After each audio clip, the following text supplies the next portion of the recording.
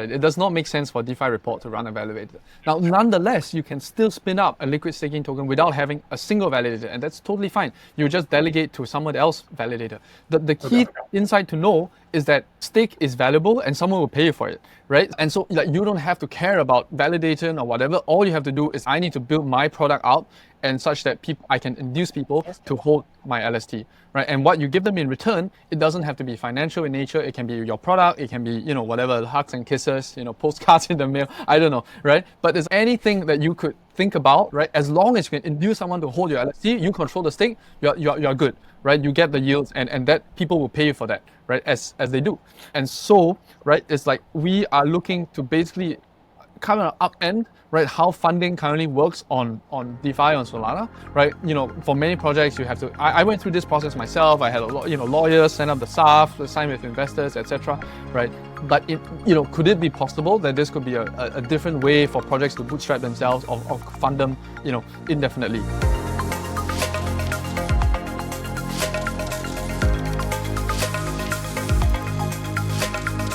All right, welcome back, everyone. Today we have an alpha-packed episode in store as me and Mike are joined by FP Lee from Sanctum, Solana liquid staking project that we have actually mentioned on this pod before, as it feels like what they're building could be quite revolutionary for the Solana ecosystem. But there are, of course, lots of question marks around that. So what we're going to do today is discuss everything you need to know about staking, especially liquid staking on Solana, the vision for an infinite LST future, why FP you believe that all Sol should be liquid staked, and how Sanctum is enabling all of that. So, sir, welcome to The Signal. It is great to have you on. Happy to be on. Thank you for having me. Yeah, welcome to The Signal, FP. The liquid staking sector is an area that I have been shown a lot of personal interest in and covered Marinate early on. And it's a space that I've been following. And it was really when I met you at a dinner back in March that really kind of started to change my perspective on this space. So I want to thank you for that. And I really want this show to be almost like a masterclass in kind of liquid staking. It's one of the most important sectors out there. And I think you are the perfect person to have on to talk about this. So I was wondering if you could just kind of kick it off with just sort of like a high level, just on kind of how you see liquid staking, the staking market in general and liquid staking in particular. Right. So, first of all, we have to understand, most of your listeners probably do understand to some degree what staking is. We don't have to go into the specifics, but, for proof of stake blockchains like Solana, the whole idea is that, instead of doing all these expensive hash functions, right, the way that you secure the network and keep sort of new blocks being produced is by staking, right? And so there's an economic incentive for people to behave honestly. And so when you stake, you essentially lock up the native token, Solana, right? And you lock it up, and that provides an economic guarantee that you're not going to do any kind of double spend attack, etc. So that's what staking is, right?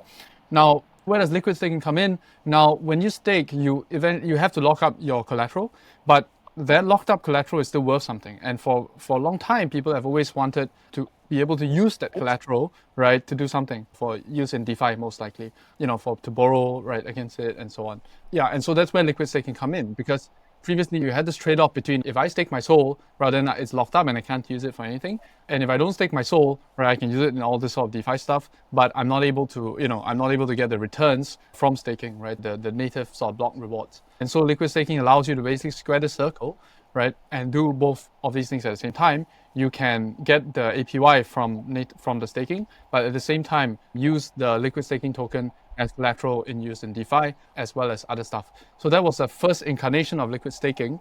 But as we go on, we realize that actually liquid staking as a primitive is a lot more than that, actually. So what I've described to you is basically like the version 1 of what liquid staking entails. But what actually a lot of people don't know or don't realize is that liquid staking is essentially a new kind of yield streaming primitive. It allows you to decouple the kind of like the Sol that's being sitting there and generating yields with a stream of that future yields that Sol will eventually have. And you can redirect that Sol, that future stream of yields, to anybody. Now, in most of the cases, you redirect it to yourself, right? So the liquid staking token grows in value, right? But in some other cases, you can also redirect it to anybody else. And this could be really interesting as a primitive for creators, right? For people who create podcasts, for people who create written content, for artists, for creators, for companies as a different method of crowdfunding. And that, to me, like liquid staking as yield streaming instrument, that's a totally different thing. So that's something that I think people don't understand today. Thanks for that high level overview. I think that's a great way of thinking about what liquid staking is. And before we start diving into the details around how it works on Solana, I think a good way to really break down the fundamentals and help people understand the basics of liquid staking as well would be to compare how they differ between ecosystems like Ethereum and Solana, because there's some pretty big discrepancies in the data there. And I think liquid staking on Ethereum is a much more well explored and understood than it yet is on Solana. And if we look at stake rates currently on Ethereum, you have something like 28% of all ETH staked, whereas on Solana, like normal staked Solana is about 80%, so the vast majority. But then when you go to LSTs, so the liquid staked portions, it's the complete opposite. Where on Ethereum, the vast majority of ETH staked is liquid staked, but on Solana, it's just a very small portion, about 6% currently. So could you maybe break down the differences there and help us understand why those differences are there? Yeah, so I think what we observe, right, these sort of big differences in stake percentage and liquid stake percentage bubbles up from really core different technical decisions that were made in the development of these protocols. And that has sort of upstream or downstream, whatever, however you call it, right, effects on sort of what we observe today. Now, if you take a look back to 2021 or way back when Ethereum was basically just doing, this, they had the split chain, right? They had the proof of work, they had the proof of stake, and they had the big update to bring it together, right? And merging, beacon chain, whatever. I'm actually not privy to the details, but for a long time, actually for years, right? You could stake your Ethereum, but you could not unstake it. Right, and this was like there literally was no way for you to unstake it. It was like a one-way operation, and hence, right, there becomes a very big reason to have liquid staking, because it is locked up for an indefinite period of time until some sort of future Shanghai update. Who knows when that would be, and hence there's very strong product market fit, right, for liquid staking protocol that would allow you to then sort of at least liquidate that position. Now, when liquid staking was first developed on Solana, and I was there back in February 2021, right? We actually had already sort of like Solana was built from ground up to be proof of stake, right? And so, the lockup period for Solana is also much shorter than other chains. So some have 14 days, 21 days. In Ethereum, it's, it was indefinite, right, until the update, right? But in Solana, it's an epoch, right, which is 3 days, right? And so, if, when you're native staking on Solana, and you want to liquidate the position, you only have to wait 3 days, right? And so hence, right, liquid staking, on Solana, now there are certainly benefits, right, when it comes to decentralizing the stake or making it composable, etc. But that core value proposition of, I need to liquidate it now is a lot weaker when it comes to, 3 days versus 3 years, right? And hence that is like the big sort of difference why liquid staking is probably not as attractive to stakers on Solana as it is on Ethereum. The other thing that Solana doesn't have yet is slashing. Now, in Ethereum, you can get slashed, right? And so you can lose your principal from staking. So it's not entirely a risk-free operation. In Solana, there is no slashing. Your principal is always protected, and so staking is only up only, right? So you can lose the rewards if your validator is doing very well, very poorly, and but you will never lose your principal. So if you put in 100 SOL, if you check it at some future date, no matter how poorly your validator does, it's still going to be 100 SOL, right? So the first reason explains why there's so few liquid staking, because the value proposition is not as strong. And the second reason why is that a lot more staking happens on Solana because it's free money, right? You're leaving money on the table if you don't stake, right? And so these two reasons combine to give you what we see, right? Which is that on Solana, the staking rate is a lot higher, but the liquid staking rate is a lot lower. Yeah. So what do you, maybe just to jump in here, FP, what do you think is needed to incentivize these people to have a lot of their stake within Solana validators, but not within the liquid staking market? The question is, how do we incentivize more liquid stake? Yeah.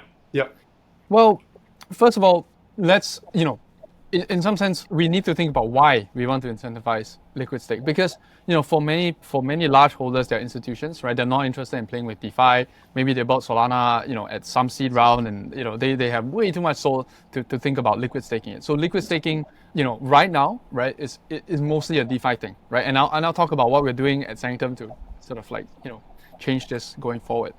And so for most people, right, potentially foundation level organizations or massive funds, right, potentially native staking is perfectly sufficient for their needs, and that's fine.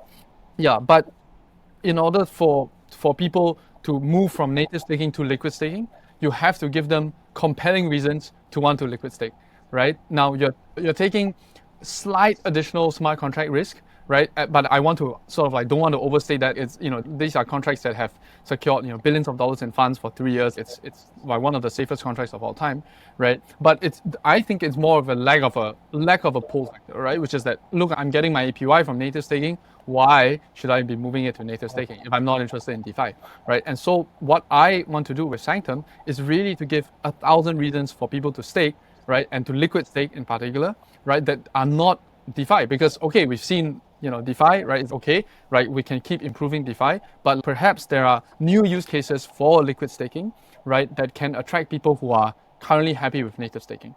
And that may not be DeFi. That may be, for example, investing in new protocols and companies that are launching using LSTs as a funding mechanism.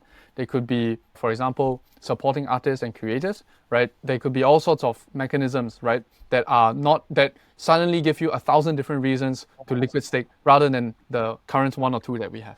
Yeah.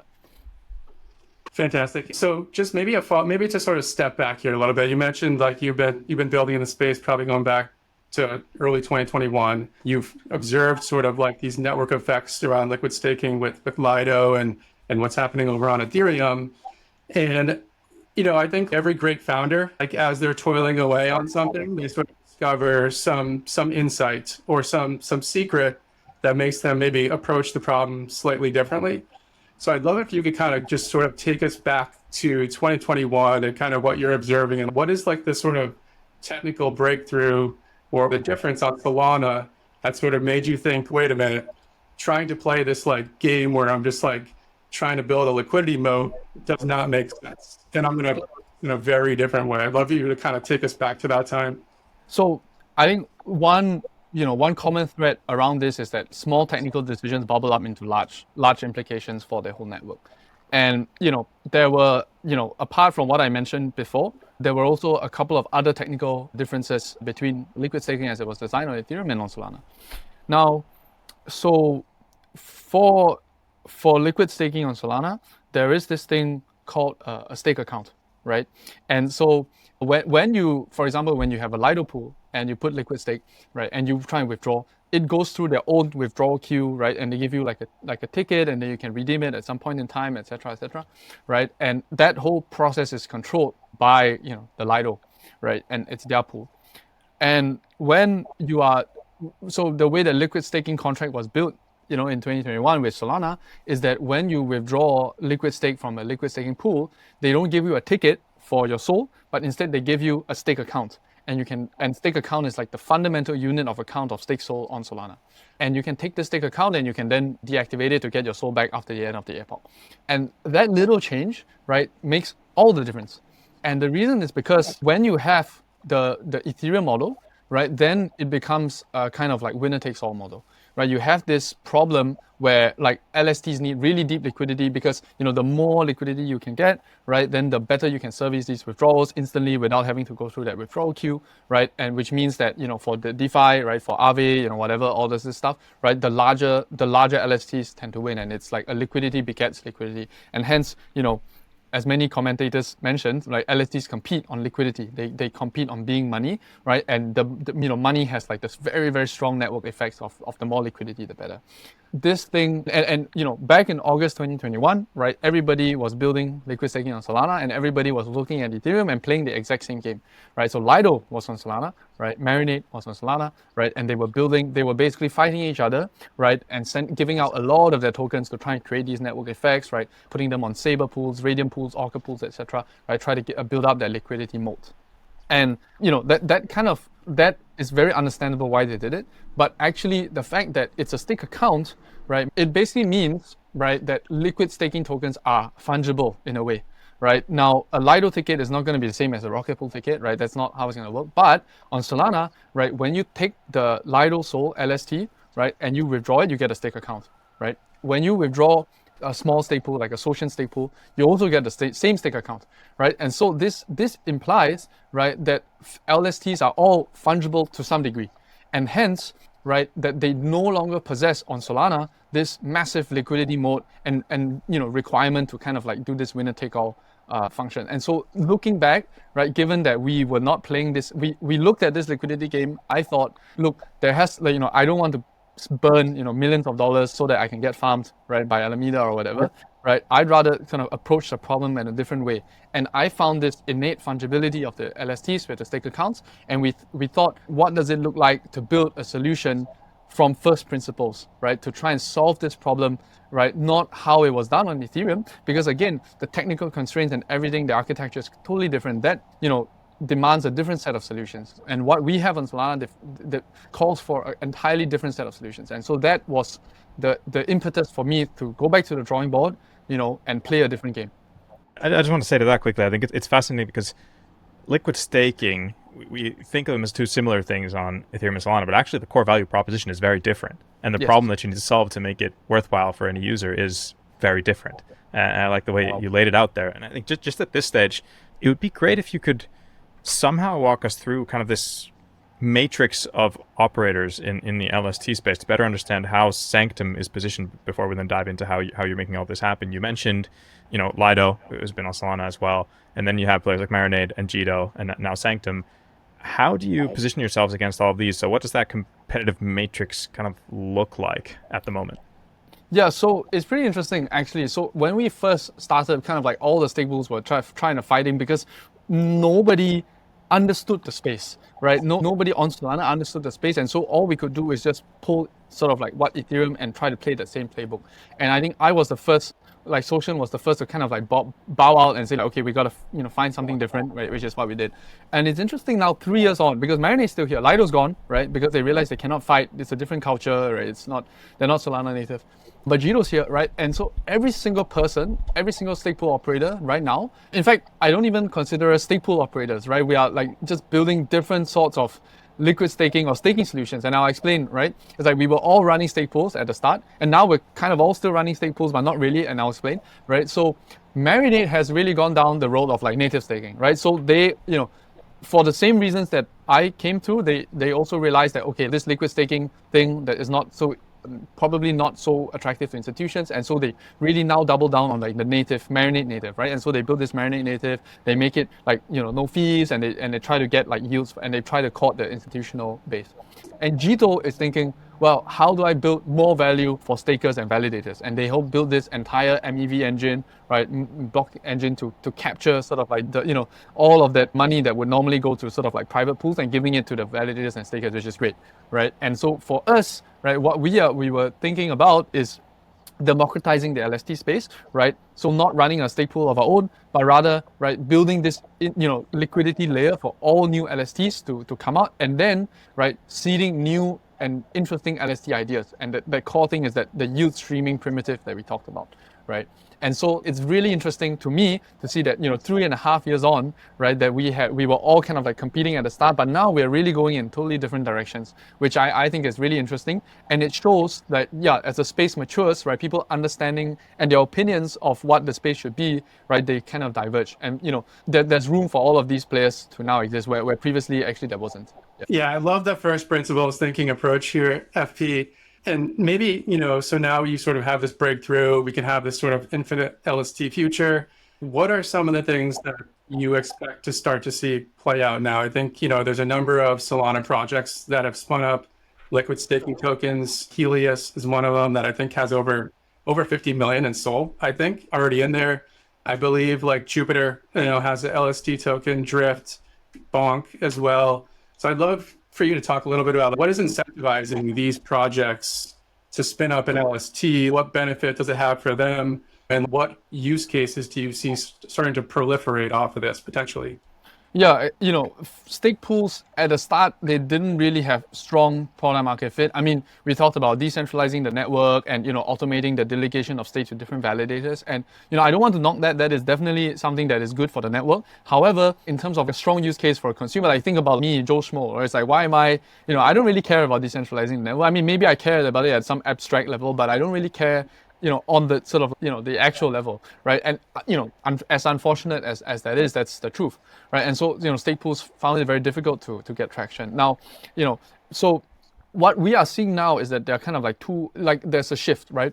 Away from kind of like stake pools as like delegation, arms, but rather like stake pools as a way to funnel a stake to a particular protocol, right? And there are two main battlegrounds I think being fought now.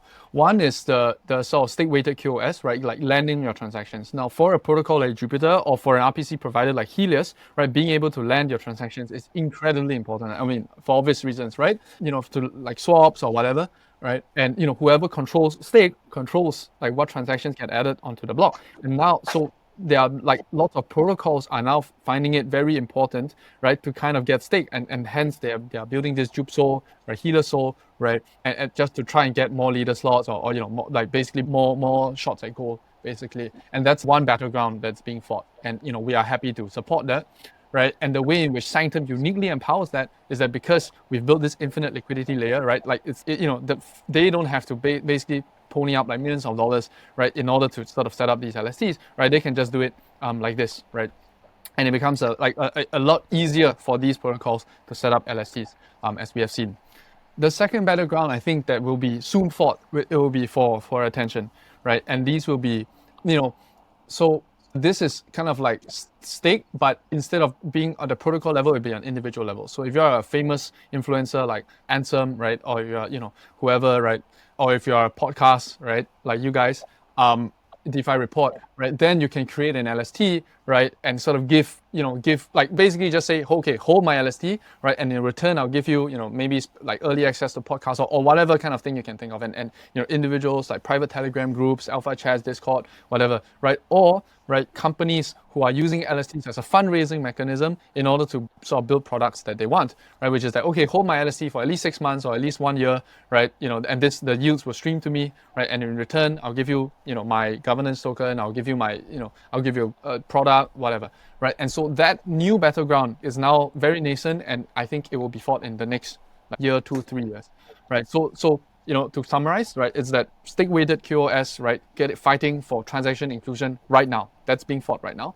And then going forward, right, getting the attention and the resources, right, towards protocols to fund their development and stuff. So that will be the second battleground.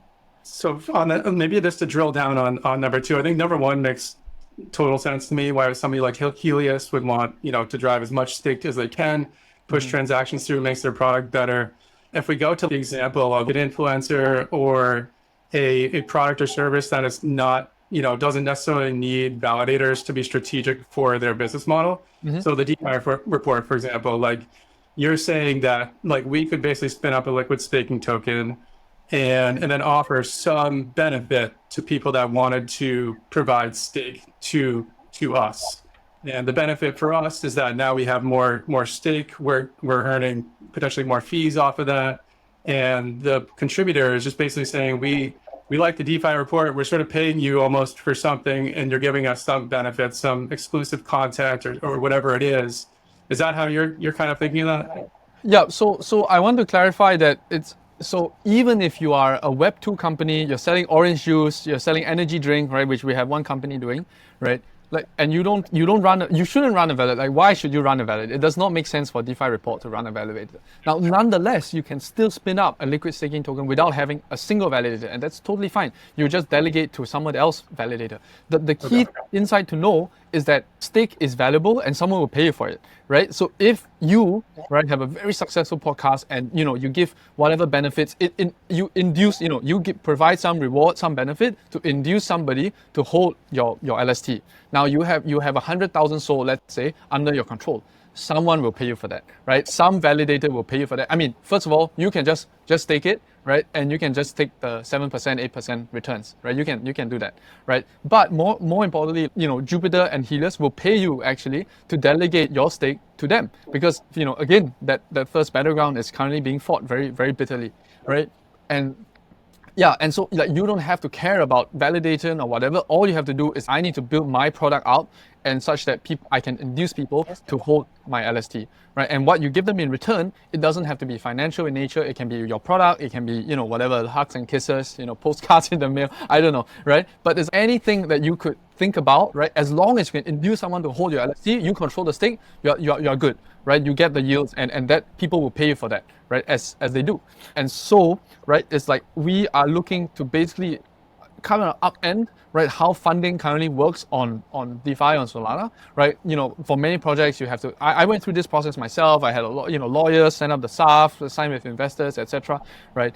But could it be possible that this could be a different way for projects to bootstrap themselves or fund them, indefinitely? And so one of the projects that's minting today actually is a Pathfinders, right? It's an NFT project. This is a slight digression. It's an NFT project, and the problem with NFTs is that you mint, right, for 1 SOL, 2 SOL, whatever, and then the SOL just goes into their treasury, and you have sort of like zero, oversight, zero visibility, right? And if the project doesn't succeed, like sometimes they rug, right, and they just leave with the money, you have no recourse, right? And even if they don't, right, let's say the project just putters along, right, it's like they're kind of like held hostage, right? Like how do you return the funds? It's tricky.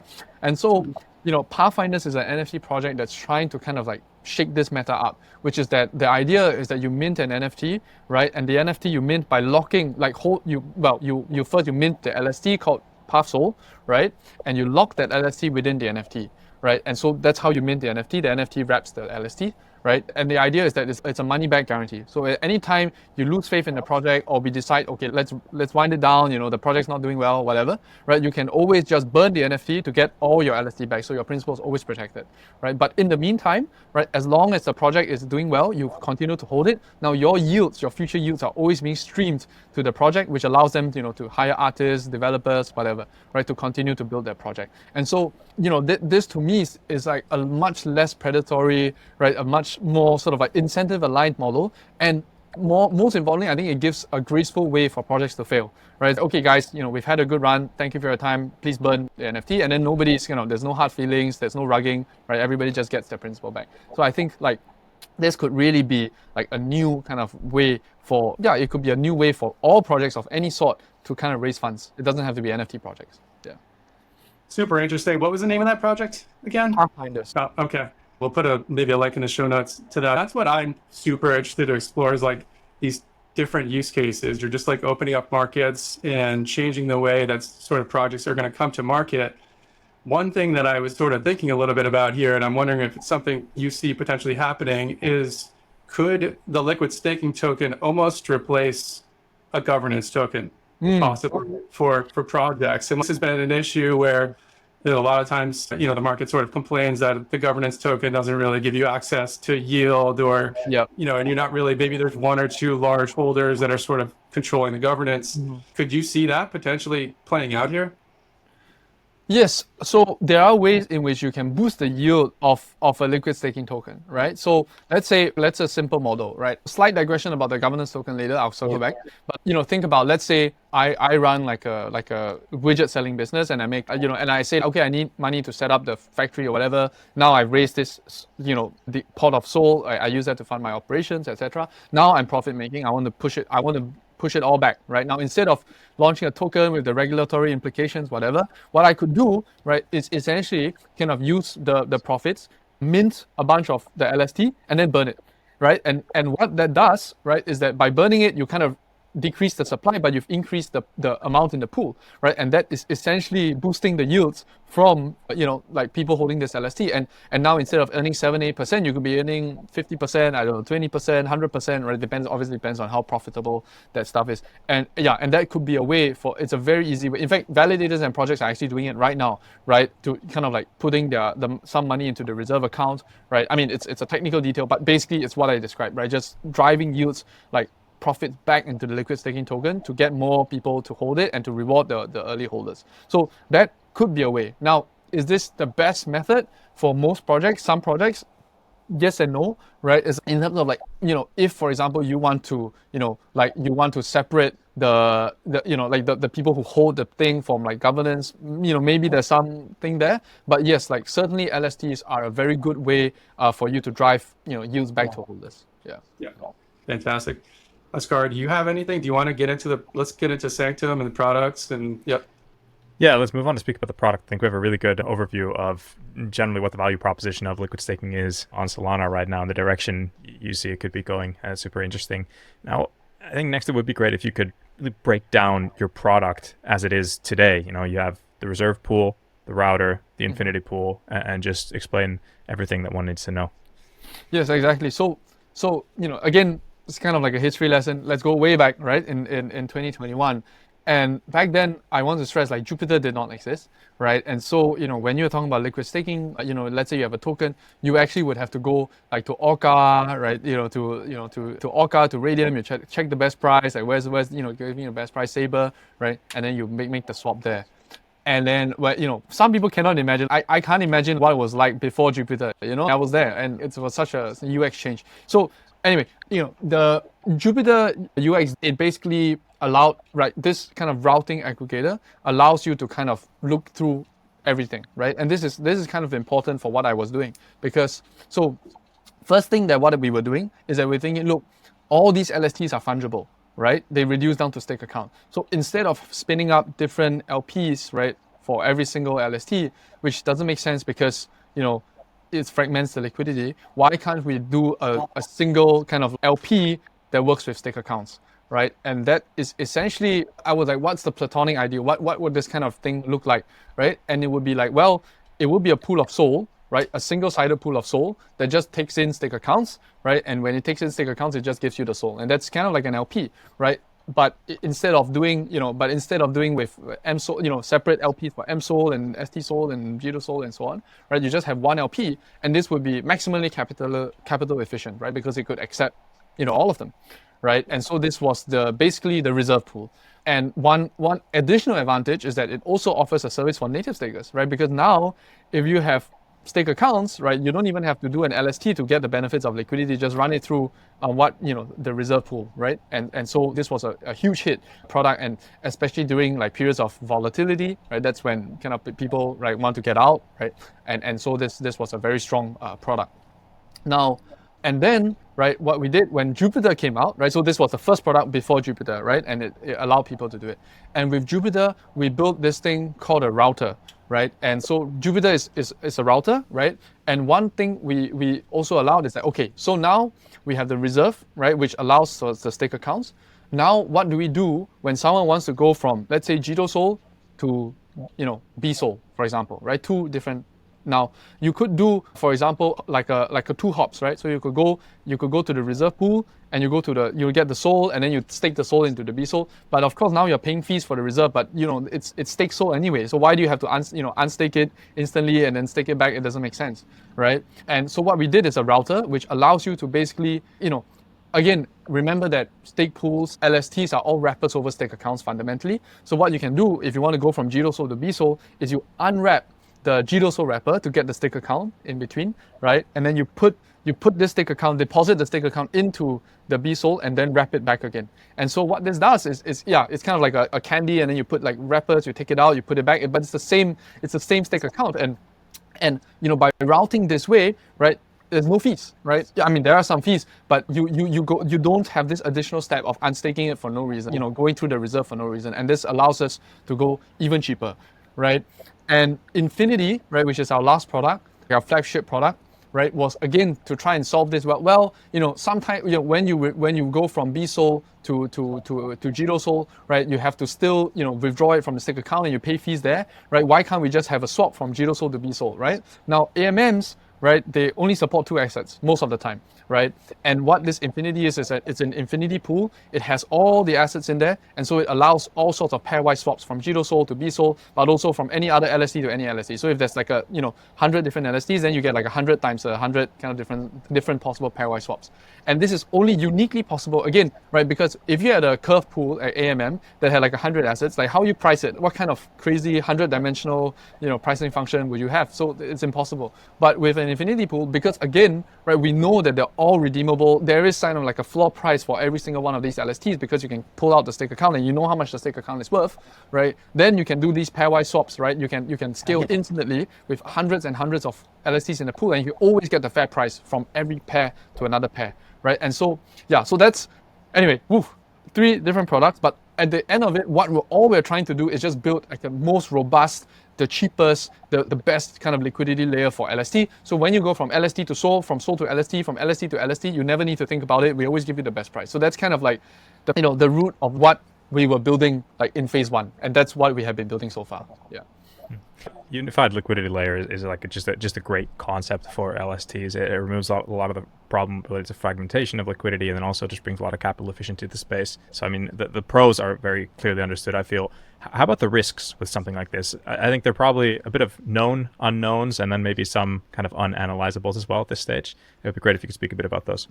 Yep. So the most kind of like known unknowns is like smart contract risk, right? So here again, the stake pool contracts are super safe, right? I don't think they'll ever be exploited, but never say never.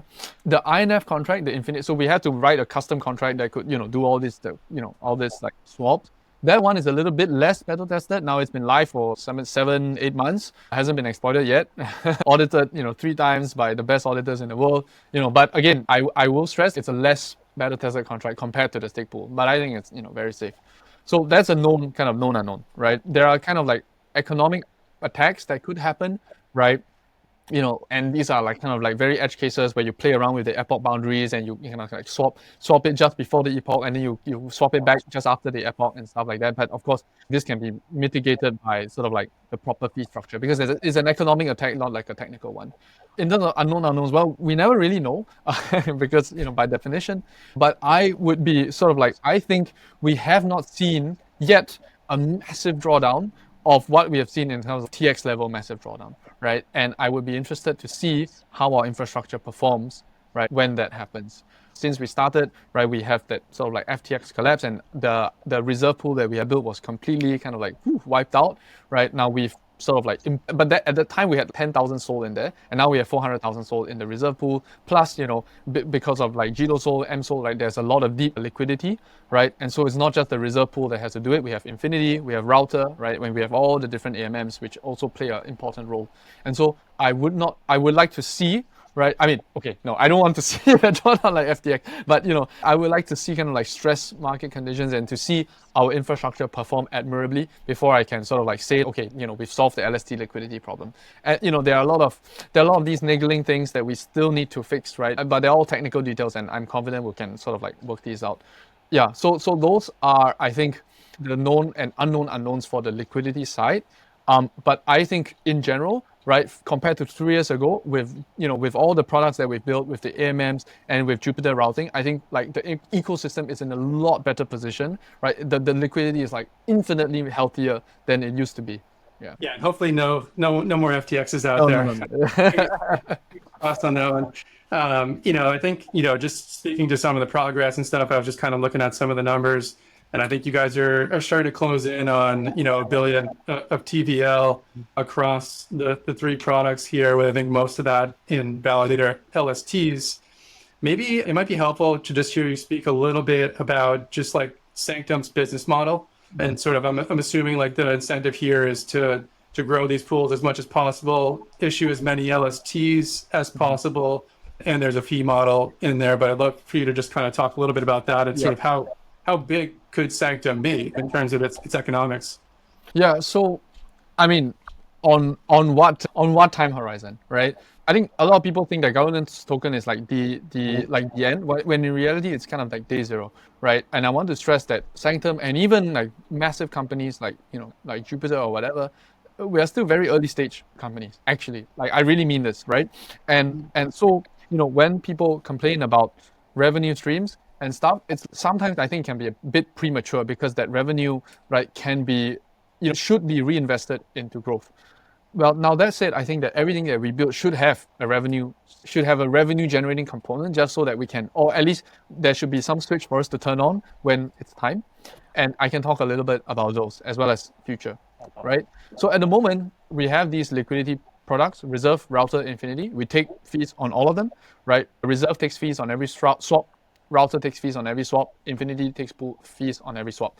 Infinity could potentially take also a kind of AUM fee, which is what most stake pools do, like an AUM fee. We don't want to take that right now, but we could. Yeah. And then for when we launch new LSTs, right, we take a deposit fee as well, right? We could take an AUM fee. We don't take that right now. Don't want to. Yeah. And so like everything that we launch, new LSTs, whatever, right, it will help to kind of like just build these fees, right, from swapping and so on. So that is, I think, one component, the liquidity layer. Now when we talk about growing, right, liquid staking is at 6%. there is the native staking piece, the 66, basically, you have 2/3 of the SOL that's staked, right? And only 5% of that, 6% of that is native stake. And then, but you also have the 1/3 of SOL that isn't staked at all, right? And so that SOL is the SOL that we could potentially convert, right, over to, to being used in DeFi. So one thing, for example, is, pump fund, right? They have all these radiant pools, right? The liquidity is burnt, and it's all in SOL, right? And it's like that could be converted into pump SOL. Right? That's one example of like where there's a big pool of SOL that's being used, or SOL that is currently being used in NFT projects, or SOL that's being currently used as collateral, right? They could be instant swapping with drift SOL, etc. So those are ways in which we can grow. And then there are the more sort of like speculative 0 to 1 use cases that I talked about, right? Which is for crowdfunding, for investing, etc. Right? And then I think, to be honest, the sky's the limit there, right? Like it's who knows, right? Like how they could grow, and we are actually building kind of like platforms that allow products, projects, creators like you, right, to easily spin up an LST, because now the process is still very manual and still painful. That's my fault, right? And more importantly, show it to the world, right? Allow people to just swap in as, right? And through a long enough time horizon, right, which is years from now, right? We've been here for 3 years. We're going to be here 3 years and 3 years and 3 years, right? This yield, the idea of a yield streaming primitive, right? This idea of streaming your future yields of SOL. Technically, that works with any yield-bearing asset, right? So not like SOL is a great candidate because it's kind of principal protected, but there could be, for example, other assets that are just as safe as SOL. For example, T-bills, right? Now, again, right, for many Web2 creators, like what is SOL, right? And this doesn't make sense. But if we could get streaming, like liquid streaming T-bills or something like that, right? Then this could open up a completely new like landscape for most of the Web2 stuff. And then, we could sort of break out into mainstream, right? And really just not just for crypto folks, but for everybody, right? And I think like when it comes, like what's the goal here, right? For everybody to hold like the big goal, the grand vision that we're all working towards, right? People are holding their net worth on crypto because the yields are higher, right? Because they can do all of this fun stuff that that we love, right? Yeah, and they can support real businesses, real use cases. They can actually buy stuff with their SOL, right? They can invest, right? And so I think that the wholesale replacement of the existing financial rails with crypto financial rails can actually happen. But this is long in the future. Yeah, we'll definitely get there. I'd love to talk about the token because FP was very thoughtful on how they issued their token. Yeah, let's do that. And I have to say, personally, that is a stage where FP, I became a big fan of yourself because I always appreciate transparency. And I feel that in one way, crypto, we're like in an open space. But in terms of building a business, a lot of founders have lacked that very open dialogue with their community as they're building things. And it was just really great to see how well you communicated the thought process behind putting together the TG for cloud, the reasoning, and how you're thinking about distributing the token as well. So I was wondering if you could walk us through the key learnings first from that TG and how you decided to approach it differently than what we've typically seen in this space. Yeah. So, let's think about, okay, so I think first of all, what was I trying to do with the TG, right? So if with the retro, so having been in this space for so long, right, and seeing all of the all of this stuff, I don't, there are many things that I don't like about how most token launches are conducted, right? So what the usual playbook is that you sell to investors, you get all the big names, you get a big round, and you have this TG, you max it out, right? And then you kind of, it starts at a sky high FDV, and it goes down from there. You start dumping on retail, right? That is like, it's not. I mean, it's just like what like this is not why we're here for, right? And so for our TG, like we had a couple of like things that we wanted to do. First of all, we wanted to, right, the most important thing is that we want to give retail a good experience, a good entry, right? And that means, right, like like selling to them at the cheap and a reasonable price, right? And that and letting us go up from there. Now, I'm not interested in chasing, billions, like the sky high like FDV. That's not what we're here for, right? What I really want is that for everybody to come in on the ground floor, right, get a good entry, and then we can go up from there. That's really what I was trying to achieve. And then what I was also trying to do is that I wanted to be too transparent, as like really kind of talk through all my process, right? Because token launch is so hard, and I would not recommend anybody do it ever. I know, but token is like the biggest thing, right, in the founder's life, and you only do it once, right? And I think there were a lot of, there are people whose job it is, right, to launch tokens and, like centralized exchanges, for example, right? And for a founder, right, you do it once in your life, hopefully never again, right? But for the exchange, it's just another Tuesday. And so there's this huge asymmetry in the kind of like outcome independence, right? Because if your token flops, like they've got 3 more in the pipeline today or this week, right? But if your token flops, like this is your baby, right? And there's a lot of asymmetric information as well, right? They've gone through this whole rigmarole, right? They've gone through this whole things, and they can just press you, right? Because and they prey.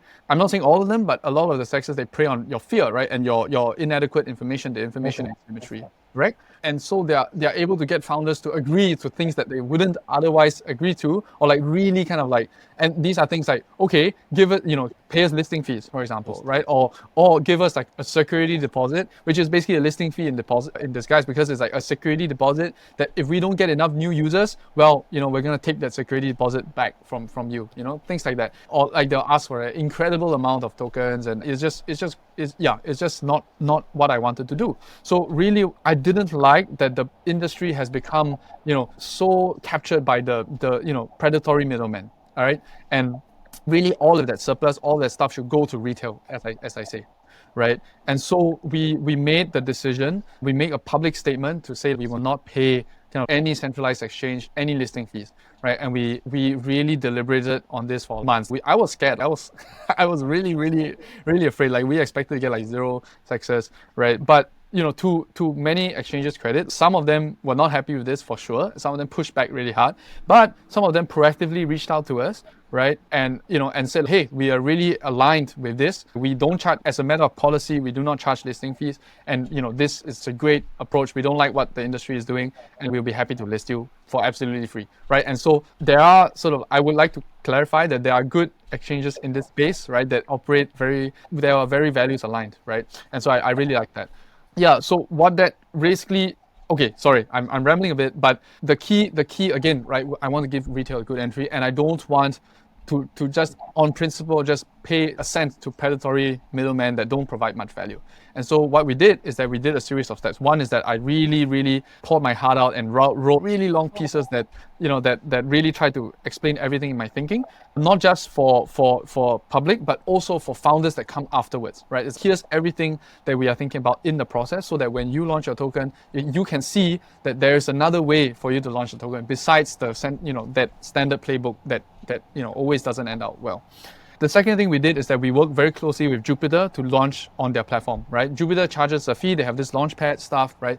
And I want to say it is so much better working with Jupiter than with a centralized exchange for a couple of reasons. One is that they're Web3 native, and I have the utmost trust in them, right? We have been working with them for 2 years, 3 years, right? And we have developed such a good business relationship, and I know that they are good guys. They are also in the Solana space. They're also in the DeFi space. They're also trying to push this decentralized thing, Meta, and we are so happy to support, right? And because Jupiter has such a less, they do a project a month, right? And centralized exchanges launch, 10 tokens a week or something, I don't know, right? But it's just the amount of attention and publicity and help and, development support and everything that they gave us is so much more than what we could expect from any centralized exchange, so that was like a great experience. So I can't recommend that enough, working with someone who you trust and who is like Web3, like native and aligned, values aligned. Yeah. And so I think that all of those decisions, right, like no centralized exchange listings fees, right, being entirely transparent, etc., as well as kind of like the, like working with people that we love, I think those decisions really resonated with people, and I think we did a great launch. Yeah. As an observer of this, and I've seen many tokens, come to market. I mean, I thought you did an exceptional job, and honestly, I feel like you put a playbook out there for other founders that are going to be coming to market to launch their token. I would encourage people to go back and look at your Twitter, look at these posts that you were putting out, how transparent you were about everything that was going on with the token, also sharing information about where you sold tokens to your investors into Sanctum. Yes. So just extremely transparent, and no good deed goes unpunished. I don't know if there's a perfect way to come to market with a token, so I'm sure you still had some complainers out there, but I really thought you just did a fantastic job with that whole process. Maybe this has been a fantastic discussion. Maybe to kind of wrap this up, I would love to just kind of get your view on where do we go in 2, 3, 5 years from now? Like, where do you see, what are some of the metrics that you're tracking? I'm sure you're looking at that 6% and you want to see that get to 10, 20%. But where do you see kind of like the number of liquid staking tokens in a few years? And like the amount of SOL locked in liquid staking tokens? How much SOL is in Infinity? Just kind of like, where is your head going in terms of what are some of these targets in your mind? Yep. So the metrics that I care most about are actually not the metrics that people care the most about. It's a bit strange, but okay, it's gonna sound a bit airy-fairy, but really the metric that I think about is like the number of lives that we change, right? And I know it sounds like kind of cringe, but it's actually it's kind of true, right? So when I was thinking about the airdrop, the earnestness component, okay, we didn't have time to go through that. It was very controversial, but the idea of rewarding earnestness was like to find people who were really, really interested and engaged with the protocol, right? And really gave good people, right? Who were really trying to give a lot of effort into the protocol, who love the protocol without expecting anything in return, right? Now, the problem when you do most airdrops is like not everybody, I'm not saying everybody, but like most people are just there for the airdrop. What they do, they just sell it, right? For $20 or whatever. And, doing this full capital airdrop is just going to but we can change a few lives by giving them like a lot of token and rewarding them and rewarding these good people. So that was that is something that's the sentiment I really stand for, right? And many people after the airdrop have told me, this has changed my life, right? It's like, for example, I was a struggling business owner, right? Or I was in Russia and I don't know if I'll be drafted and I need to get out. And yeah, I sold your drop and I'm really sorry about that. I said, don't be sorry. It's meant to change your life. If you need to get out of Russia so you don't, get drafted or whatever, go do that, right? And yes, I've had many people actually talk to me in my lowest of the lows, because when everybody was shouting at me and telling me, right, this is bad, and we did make mistakes. I acknowledge this, right? But people, we have changed people's lives. So anyway, and this is the stuff that really, really, really gets me going, because that's what we are trying to do, right? There was one of the community members who, after receiving the airdrop, he's okay, now I know I have this airdrop, right? And my clinic, I own a clinic. He owns a clinic that does like preventative medicine, right? And he was like, okay, I was previously thinking about revenue, how to make more money. Now it was like the first thing he did after receiving the airdrop was like, let me do a free health screening for all the people in my village, right? And just let them come and give them free healthcare tests, like test their blood sugar, their blood pressure, and then give them free medication if they need it, right? Like that's so cool, right? And this is what we want to do. It's not more Ponzi scams or more shit coins. This is not the point. This is not what we want to do. Okay, so like that. Okay, so that is like the long-term metric, right? The long-term kind of what we are trying to do to change lives. Now that's far in the future, but what we think about then, from how do we get from here to there? Well, a lot of the things I think about is the TVL thing. TVL is important, but many people don't realize that it's kind of like an arbitrary metric on DeFi Llama. It's like how you calculate it. But that's a metric that everybody looks at. But in reality, it's even if you don't talk about the life safe, we talk about like, is there a thriving LST ecosystem, for example? Like how do you measure? Okay, there are lots of how many unique use cases are there, right, for people who are not interested in the DeFi component to start staking their SOL, to start holding their LSTs, right? And that is something huge as well, because this NFT, why I'm so excited about Pathfinders is because, look, there are people who are in Solana because of the NFTs, and even though NFTs are not doing so well right now, these are people who are really interested in art, and all this stuff, and they would never really be interested. The DeFi attracts a certain kind of people. People who are happy to loop their thing 20 times to get like a 13% extra yield, right? And this is kind of like very that's the kind of people. But there are people who are like, ooh, I love the art, as a totally different kind of audience. And we need to, if we want to get 6% to 100%, right? Like these are the people that we need to reach, right? And so I'm so interested in really unique use cases for LSTs so that we can get the amount of sort of liquid staking, percentage going up. And I think that we just need to think, as we did, from thinking about Ethereum model to thinking about the Sanctum model now, we need to continue to iterate and continue to think from first principles and continue to innovate about like what LSTs can look like in order to get this, the percentage up, right? And eventually, as I said, I want all of us, right, starting from crypto natives, but all of us to have all of our money on chain, right, and not playing all these Fugazi, Ponzi games, but rather there are real use cases, real products that you can purchase with your money. Right now you can play all these games and make lots of money, and then the moment you want to do anything actually useful with your money, you've got to off-ramp it and buy something, right? And that's something we want to change, right? So we want to work on LSTs that allow you to off-ramp, right? And like a card, I launched this card sold thing that we are in the works of doing, right? So you can spend your money without having to off-ramp it, right? So all of these, sorry. I know I'm rambling, but my point is that we are really looking for real use cases, real businesses that can start up because of these LSTs, right? And that's the thing that I'm really, really, really interested in for going on the future. Because if we can build an ecosystem, an economy of businesses, of creators, of artists, all having LSTs, using LSTs, and giving stakers 1,000 reasons to hold their LST and keep their money on chain, then that is when we win the war, right? You win it not by these games, but by just giving people like a good reason to hold their money on chain. I think that's the end of the story. Yeah. I love it, and I think that it's a great way to wrap it up. I think you're a first principles thinker. The way that you're approaching this, I think, is coming from the right place. And I really want to thank you for coming on. If people want to follow you or I believe you have a blog, you're pretty active on Twitter, follow along with what's happening with Sanctum, where's the best place that they can go? Yeah, so, of course, Sanctum has a Twitter, it has a Discord, and I have a Twitter as well. I have a blog as well. The blog is mostly for more long-form stuff. And I would like to especially plug out research.sanctum.so. So there's the Sanctum Research Forums. Now that we have gotten our token out, I am trying a lot more to work in public, right? And post sort of stuff like updates and stuff. And a lot of good, great, awesome discussion is happening on the research forums. And I want to build that as the centerpiece of the community. A lot of the discussions, they go on Discord, and then, it's very transient, right? It's very hard to search, right? Putting it on the research forums. And so I would recommend, if you're interested in the mission, right, reach out to me, but also, check out the Sanctum Research Forums because there's a lot of great stuff there. Fantastic. I think Gaspari and I have got to go spin up an LST for the DeFi report as well after this episode. Let's do it. Thank you very much, FP. Really appreciate you coming on. Awesome. Thank you. Thank you for having me.